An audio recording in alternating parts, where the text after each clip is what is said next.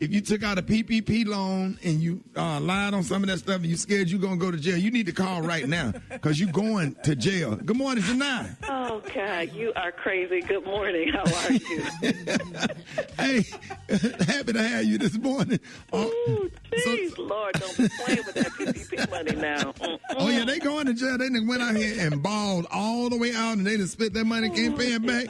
And they done had their cousin lie and fill out all those forms, and then they talking about, well, I didn't fill it out. He filled it out. You going to jail because he used your social security number and Peanut your cousin, and Peanut think he done beat the system, and you and Peanut is going to jail. Loose Sterrick's jail. Jefferson County jail. Broward County jail. I can name them jail. Jails. Lord have mercy. Jail without no bail. Say what, Roxy? In jail without no Without the bail. Come on now. Janai, now what? Now, we're going to talk about credit score because while you in jail, you can get your credit score to still go up. You can work on that. So, Janai, you need to stop. You need to stop. You started this craziness, Rickey Smiley. Lord have mercy. Now, Janai, what are some of the things that people can do to raise their credit score quickly? Well, you know, it's interesting. People don't realize how you can raise your credit score without actually paying somebody to help you. But you can do something as simple as, Rickey, pay your bills before the closing date, which is not the due date. So you want to call your mortgage company, the company that you have your car loan with, or even your credit card. Find out the date that they actually report to the credit bureaus, and you want to make your payments before that date so it actually posts. That will make your score go up. Paying your bills twice a month can help you out a lot as well. I also encourage people. Experian's been spending a whole lot of money on commercials promoting their Boost program. That's BOOST. It's a free program, and you can actually help your credit score go up just simply by paying your utilities, your cell phone, even your Netflix subscription. The downside of that is it only helps you with your Experian score, but I highly suggest that you check that program out. So I have a question about this freezing of your credit. Why is it important to freeze your credit report with each credit reporting agency? Well, you know, I'm happy you're talking about freezing because, you know, identity theft is out of control. So if you want to be able to protect yourself, whether it's yourself or even your minor children, you want to freeze your report. And again, you're right, Eva. You have to do it with each credit reporting agency separately. So it's free. It's going to probably take you less than 10 minutes per credit reporting agency to do it. But you want to freeze your report. You don't want to lock it. You want to freeze it because, first of all, freezing is free. Typically, locking, you have to pay for it. And then if anything happens when your report is frozen, you're actually protected under federal law. A lot of times when you lock your credit report, you don't have the same level of protection. So if you don't do anything else for the month of May, please put that on your to-do list to go ahead and freeze your credit report.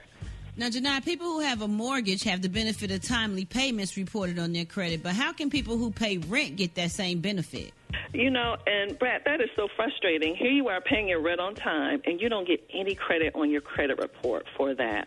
But there are actually services that you can pay that will actually report your rent payments to the credit bureaus. But before you sign up, please make sure your landlord will participate in the program.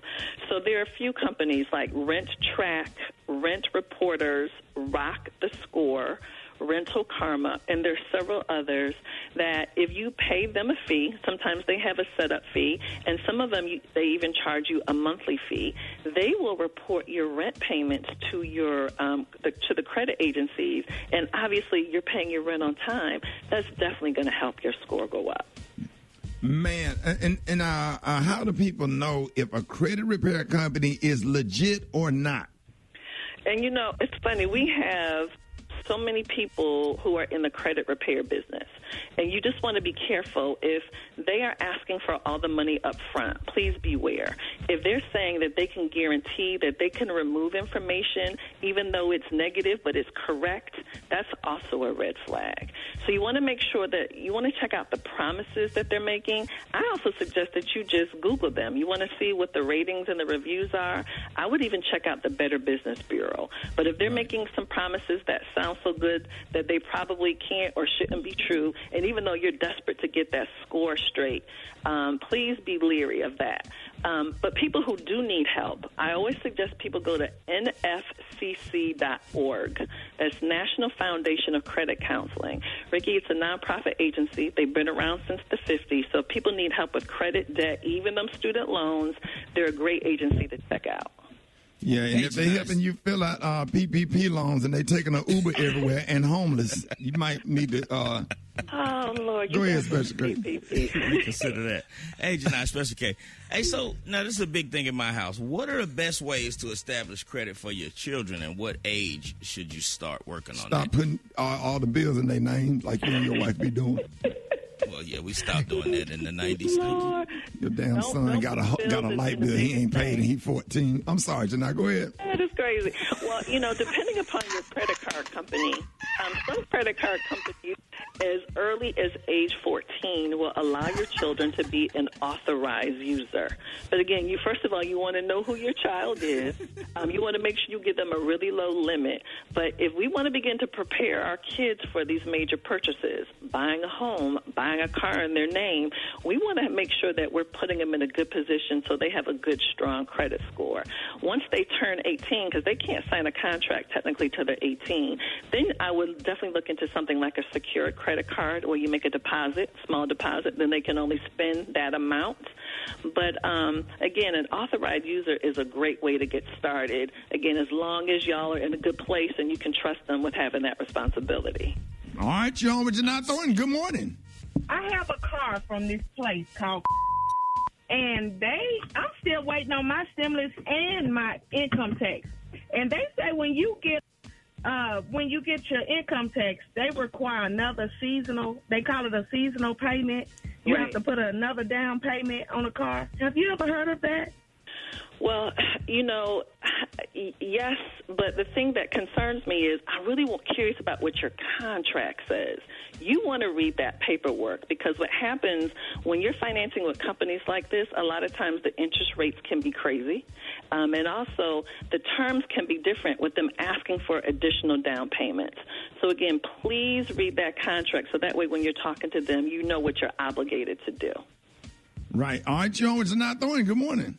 I was thinking about investing into maybe like some stocks or something, but I really wasn't sure what would be a good one, because I know I saw and heard a lot of stuff about different things on Wall Street that had went down when COVID-19 came, and I don't want to invest my money in something hoping to get, funds from it, and then it all just basically goes down the drain. Go ahead, Jini. Well, with investing, more black people are investing now than ever in history. And a lot of it really has to do with how easy it is because of the apps. So I suggest people start with the apps. And there's some really good ones. Everything from major companies like TD Ameritrade. I love the app Acorn.